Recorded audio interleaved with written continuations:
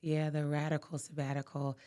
For me, it was radical in the sense that I had spent the first half of my life working to acquire all these things, Mhm. the titles, the assets. I'd done it fairly young, Mhm. right?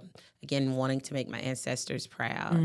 Mhm. The radical piece of it was that I chose to walk away from it at the Mhm. height of my career. Mhm. I really, in most cases, was just getting my stride. So you think about a girl from Mississippi, first generation corporate executive, um, had to kind of figure it out as I went along and built that community and network as I moved along the corporate ladder. And I had made managing director after 15 years. I was very, very proud of that.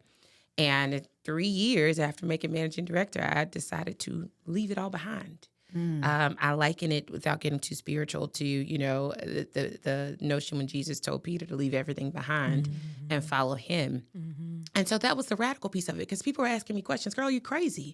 You Mhm. have worked for this. You have done so many things to earn this. Why on earth would you walk away? And for me, it was a very personal journey. I knew that I needed to sit in stillness Mhm. to understand, one, how to make sure that I could rehabilitate so that I could be here to Yeah. 80 and 90, but two, to make sure that what I was doing was what I wanted to do, Mhm. and that when I could prepare for my second half, I would have a clearer vision and a clearer view of what I wanted that to look like. I would say the first half of my career was something that I adopted. It was not by design. I knew that I needed to go to college. I knew that I needed to earn a certain income Mhm. to achieve the things that I wanted. And I was doing all that for other people. Mm. But it wasn't until I made the decision to sit still that I decided, okay, this second half, I'm going to write this chapter. I'm going to be the author of this chapter. That may result in me being in Jamaica selling oranges, Mhm. okay? Or Mhm. it could lead me back into corporate, right? But Yeah. whatever it is, I want the choice. And that's the radical Mhm. piece of it. I want Yeah. the choice. I want the autonomy to, at this point, not do it for my ancestors, not Mhm. do it just to make my mom and dad proud, do it by the books or what looks good on paper, but because I want to do it. Mhm. And again, people thought I was absolutely crazy. They Mhm. still call me now, like, girl, you ready to go back? I'm like, yeah, a little bit. I think I may be ready to dip my toe back in. But that's the radical piece of it. Mhm. And I will tell you, it is a foreign concept. Mhm. We have seen so many of our elders work until retirement. And it's not just a cultural concept, it's our culture as a nation, Mhm. right? You are taught that you work, work, work, and you save, save, save. And at the end of your life, you'll have an opportunity to enjoy the spoils of your labor. But how many times, guys, have we seen folks who have saved and they're ready to travel, and now I got my golden watch and I got all this money in the bank, and then they get sick, Mhm. or they pass away, Mhm. or they have a spouse to pass away, Mhm. and their body is not in the same condition. And so Right.